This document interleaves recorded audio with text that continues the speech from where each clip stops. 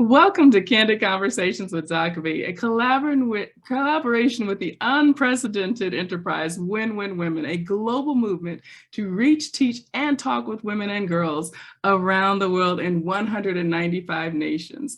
As a woman heals, the earth heals. Our mission is to care, connect, and collaborate with 3.9 billion women worldwide, so all can enjoy a level of excellence in every area of their lives to be more joyful, fulfilled, and financially secure. We care by loving and inspiring all women. We connect as we teach and talk together. We collaborate to grow successful businesses. And to that end, Candid Conversation is where real talk about real experiences and circumstances is the norm and not the exception, to help you heal, rebuild, and transform your life and or online business from the inside out and put you back in business and on the road to defining your path. Hi, I'm Doc V, the Pivot Maestro, and your corner woman, here to provide true transparency and love in conversation to help you navigate the waters and think without a box. What is my why?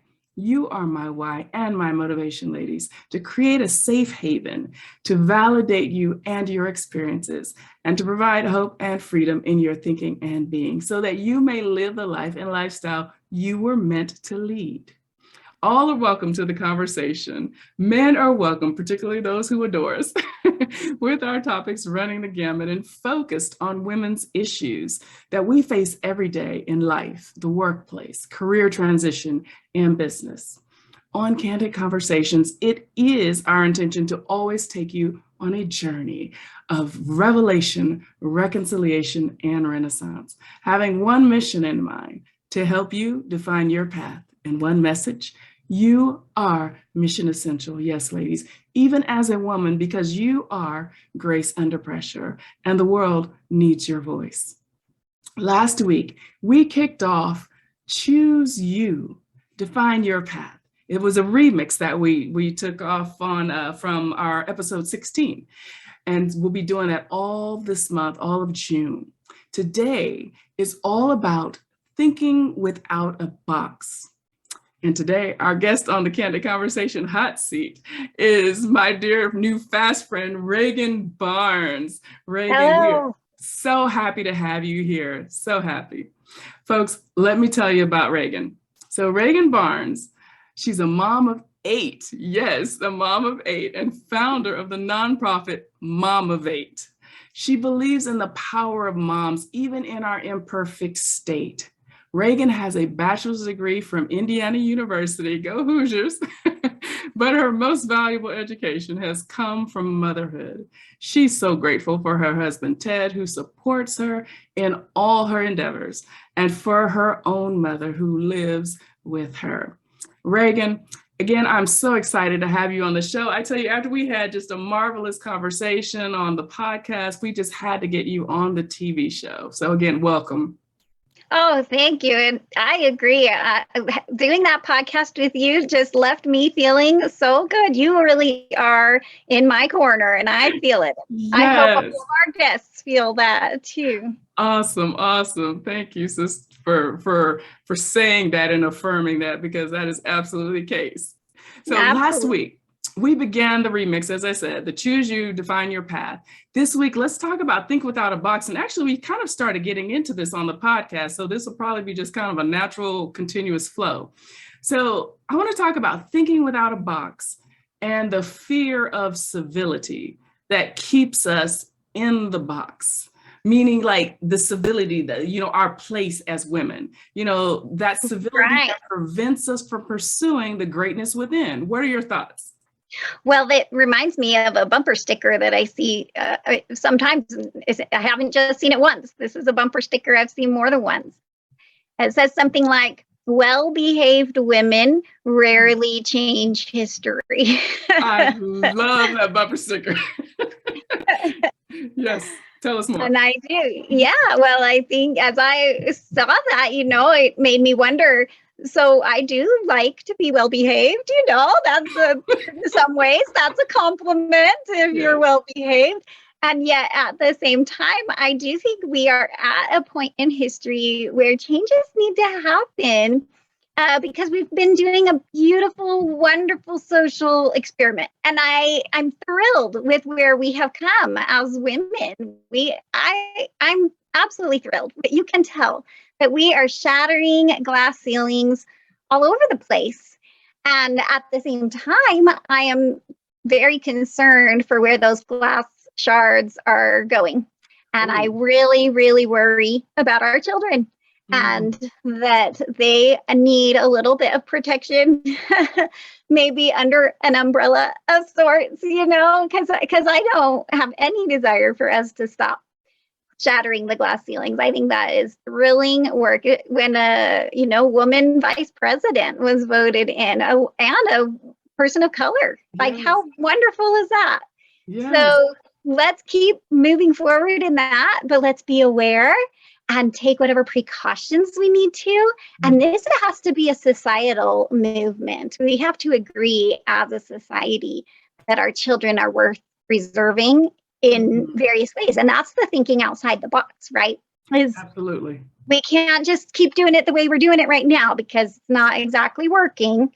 So we need to think creatively. We need to be okay and be aware of what is influencing them and how we can change those influences and make sure that they are fueled by the love that we have as moms. It's beautiful, but that love is there like from the moment we find out we're pregnant. But it's kind of like my rain gutters, there's things that are keeping it from flowing. And that is what we need to do is kind of go out there, clean out the gutters, and get that love flowing the way that it's intended to help our kids.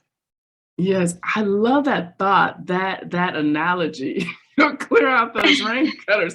You get all that muck and mire, which we could, compare to just like life. And the noise that the programming that comes into us, or the constructs that are preventing certain things or that aren't doing enough.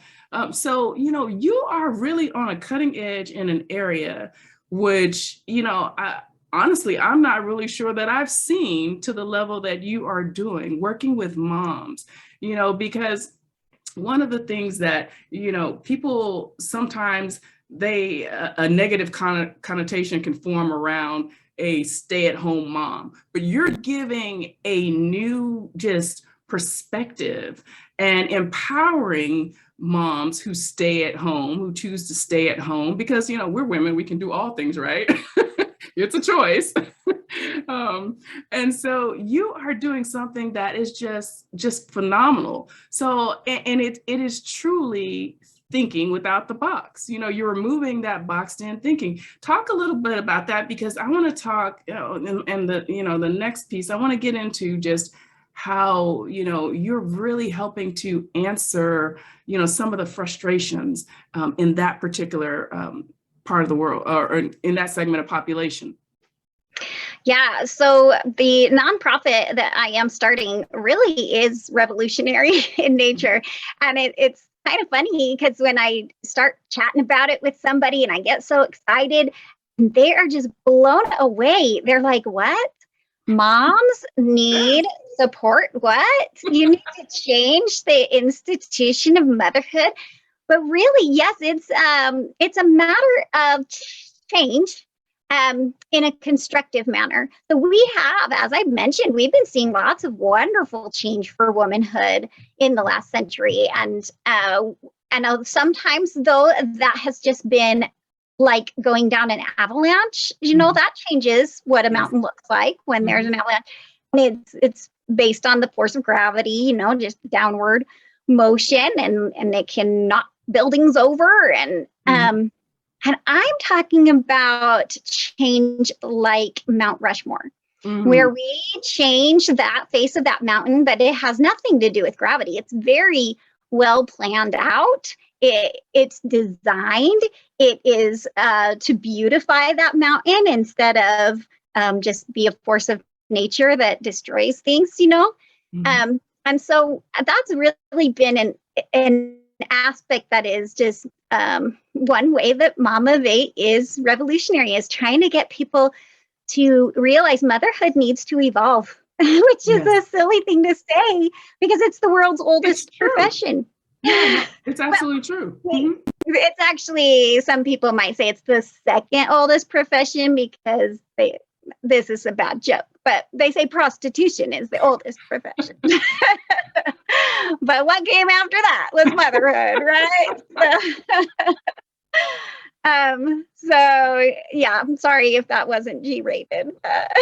Yeah, this is real talk, Megan. Reagan, this is real talk. So you are this is that's it. Yeah, is motherhood is conversations. Yeah, such an old thing, stuck in so many traditions.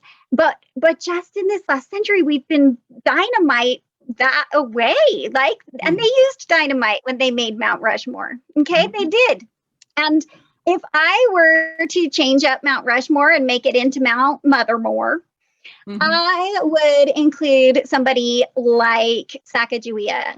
Now, we've all heard her name, but it might be hard to place who she is. So I'll just give a brief idea. She was a Native American, and she was hired by Lewis and Meriwether Clark, Lewis and Clark, as they, in the 1800s, early 1800s, they set about to figure out what they had just bought. The government had just bought, I believe, the Louisiana Purchase. So everything west of the Mississippi from France. And these explorers knew that they were going to need some help. And I'm not exactly sure how Sacagawea got invited. She was married to a French explorer, and I think he was kind of the one who set that up. And now, interestingly, she was pregnant when she signed on. She was 5 months pregnant, and she gave birth 4 months into that 2-year-long journey.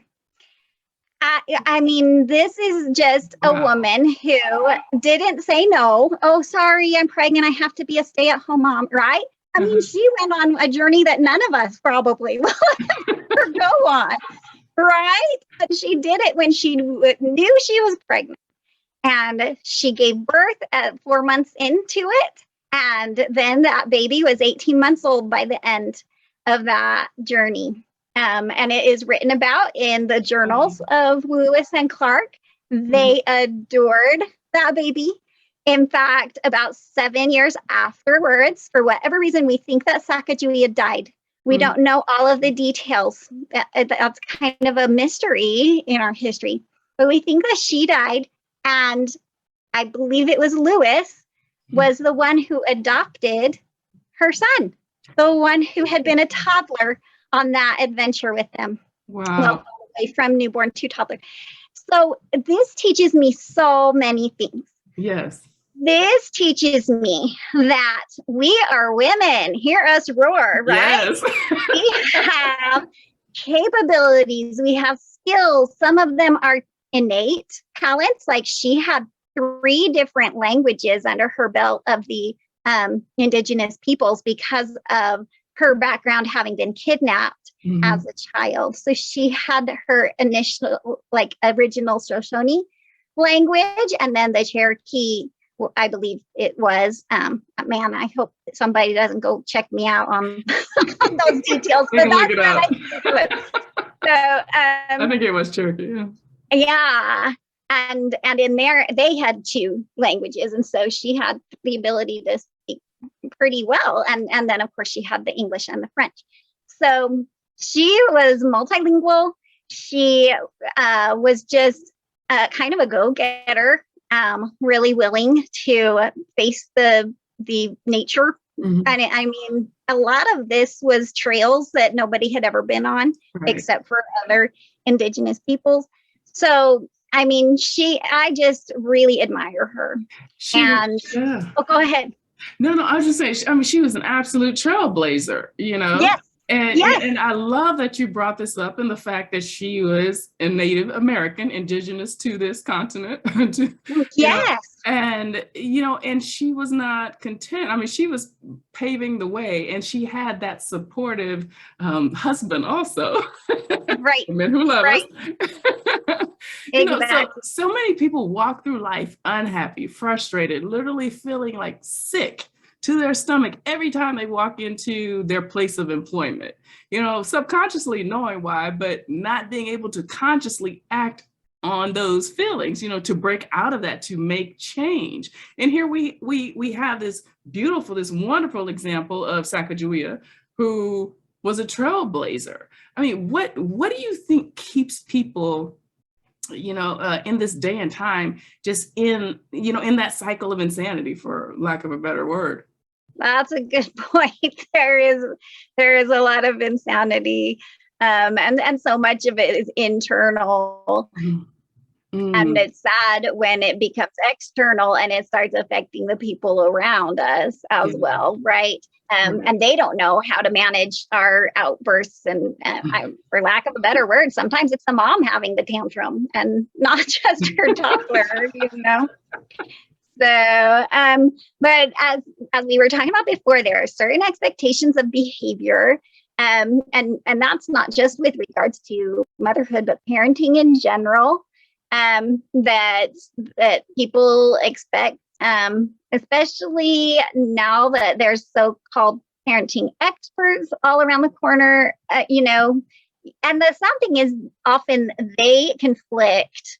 If you are signed up for the emails from, or whatever, blogs or whatever of the various experts, their opinions vary widely. And they always promise that what I do will work, but the fact is it's sometimes exact opposites of each other, So for instance, as a mother, I chose the co-sleeping route and I had babies. It was just beautiful moments for me to have my baby in bed and we snuggle and cuddle. But there are other, people who have very strong feelings that no, you never let that baby in your bed. And my sister is one of those. Okay. So at least we're sisters. We love each other. We're able to have these conversations without it turning into anything personal. Right. But we noticed as our kids were growing up that whenever one of our kids was behaving wrong, if it was my kid, my sister would be thinking, oh, it's because she co-sleeps. And if one of her kids was misbehaving, I would be thinking, oh, it's because she cries them to sleep, So it's just a funny thing that we do in our society of thinking that that what we have to do has to be what everybody does, or, we need to respect the fact that people can do it differently and our children can all still misbehave. Yeah, it's not necessarily because we either, did the co-sleeping or the crying to sleep. That's not, it's really what I call it is like a matter of discovering risks and then being able to manage those risks appropriately according to our abilities and talents as moms. And it's just a really conscientious effort. That's why you can't just take it at the expert, because that person does not know your child. And your child is individual to you, and you being able to focus in on your child is what's going to be far more helpful in the long run than trying to do all the different things that the different experts say to do. Great points. I'm sorry, I didn't mean to cut you off there, Reagan. No, you're good. So let's talk about just like with the work that you're doing and redefining, through Mom of Eight, what it means to be a mother or motherhood, and I imagine some of your clients, they struggle with, they have an inability to change, and because it's stemming from this fear of civility, which I mentioned at the top of the program. And somehow, they just the decision to make a change feels like going against the grain, going against the norm, operating outside of those acceptable boundaries and against, something. So how do you address that with your moms? Well, that's a great question. We are big believers in affirmations. And I know sometimes people kind of tease about those. The Saturday Night Live guy who says the silly ones, but we created a set of affirmations for moms. It's called the Momafesto. So a play on the word manifesto. Yeah, we are all about wordplay. In fact, I heard you use the word phenomenal. I was like, oh, we could say phenomenal. Yes. To give you insight to how my brain works, that is what came to mind. But yeah, so this Momafesto is right on our website, and we send it to you as a PDF when you join our website, and it's free. Our signing up is free. We're a nonprofit, so we just want to serve as many moms as we can. And like I said, this is a set of affirmations. So it is written in first person. And some of the really powerful things that come through is with the idea of the word practice. So it says something like, I practice motherhood like a doctor practices medicine. So now if and it goes on and explains a little bit about what that means, but it's really powerful to consider the fact that I don't have to be perfect at this, just like doctors. And my goodness, they get paid a lot, but they don't be perfect at their medicinal practices, right? They are still learning as they go. We are their human guinea pigs. And we still go to them, and we still pay them what they, need to pay off their medical school loans. So that's a similar concept with motherhood, is our children are going to keep coming to us for healing. That is the aspect that we need to take on as mothers, is that we have that beautiful role, and it's a practice. And that word continues. It's, I practice motherhood like a coach practices with his team. So there are drills that we can put our family through, right? To help them learn better behaviors. We can just practice. And I think that's one of the most powerful things, is explaining expectations to our kids, being willing to give them a chance to try again, because they don't always make the goal, right? Right. We and my family, we have a poster on the wall that tells what respect is. It's like an acronym for the word respect. And I have my kids march over to that and repeat those off and say, so where were you missing in the respect? Like, your behavior just now was not respectful. What of these did not match up, So that's an example too. And then that Momafesto goes on and says, I practice motherhood like a musician practices music. And I know you'll appreciate that because of your musical background, but we don't always hit the right notes. It is a matter of practice. It really is. Yeah. And so being graceful to ourselves, having that ability to just, oh, wow, that was the wrong note. Let's try that again, Exactly. It's really a critical attitude and skill. And then just acknowledging that I am not alone in this mothering journey. So it continues. The Momafesto is about 2 pages of these messages that you can use as affirmations. So yes, it's beautiful. So you work with the mothers on that foundational piece and how to, just be creative with raising their child, and the creative process. And not everything being by a book, because children are not one size fits all. Right. None of us are, for that matter. But at the same time, you're also empowering them to follow and to find and follow their passions as well. So it's like a reprogramming of the mindset, to get rid of the any dissonance in their life that they can only do and be one thing. Exactly. Yes. I think that, yes, there will be seasons of your life when your children really will take up the majority of your time. And being able to get through those seasons without forgetting your talents, without giving up on them, taking those very talents and using them to bless your children is a really exciting concept, that it doesn't have to be this compartmentalized thing where you send the children off to daycare and they don't have any idea what mom is doing. But what if we were able to change society? And I know this is kind of a crazy dream, but it leads us back to Sacagawea. Like those explorers, it wasn't just Sacagawea who said, you know what, I'm pregnant, but also go. It was the explorers who said, yeah, you go ahead, come with us. We want you, even though you're pregnant. And then they fell in love with that baby.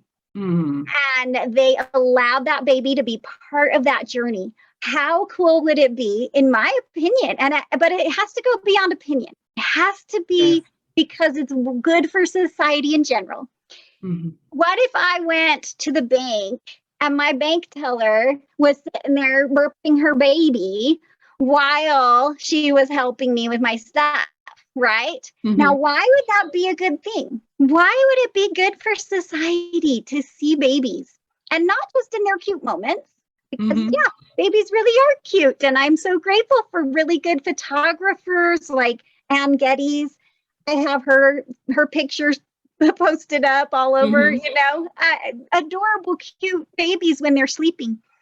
But it's also very important for people to remember what it's like for a baby to cry and need its mommy. That has been lost because we have our children just kind of shoved away in a corner, and we don't know what's going on with their feelings inside their heads. I mean, brain doctors have done these experiments where they put the little suckers on the head and they know that there's some really drastic stress hormones happening, just flooding those infants' brains when they are left to cry for too long. And how sad is that? We need to remember that our babies need their moms. And so I would love it if the bank teller said, oh, my baby is crying, I'm going to just take a little minute off to the side, and somebody else jumps up and takes her place, or even if I have to wait a few minutes. But moms do have magical buttons, But in this popcorn society, right.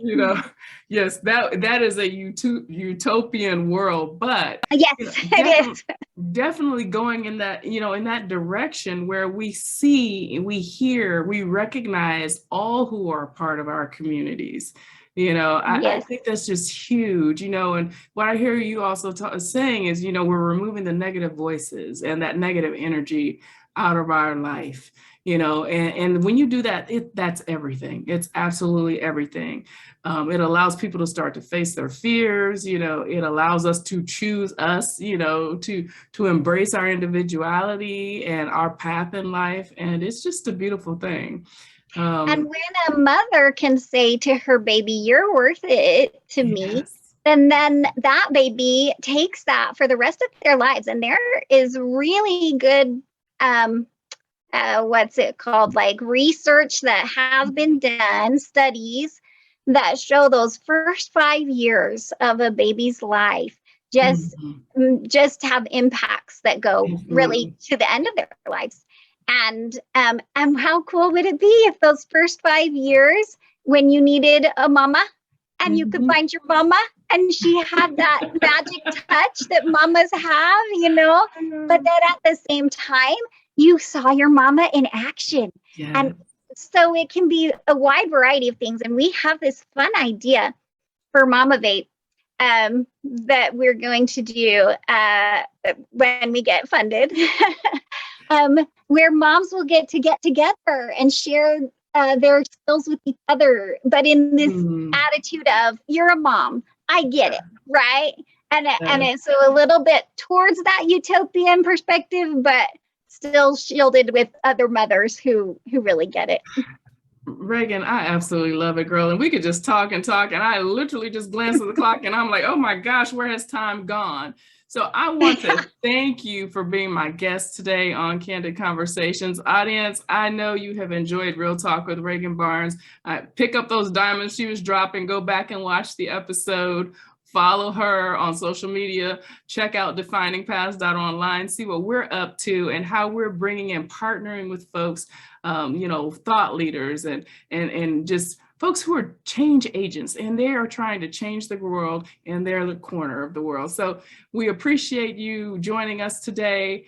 Your call to action, audience: answer the questions with true transparency and space for grace for yourself. Have you faced your fear of failure or your civility, your fear of civility? And what is preventing you from choosing you? Think on it and resolve that within your spirit. And let's come back next week and chat a little bit more. Next week, we will continue the remix, so you don't want to miss it. We'll be talking about the true you. And until then, folks, what is our mantra? Strong is the new sexy, right? So be strong in mind, body, soul, and business. Define your path and love the skin you're in. I'm Doc V, the Pivot Maestro, and always your corner woman. And I am my sister's keeper. We'll see you next week.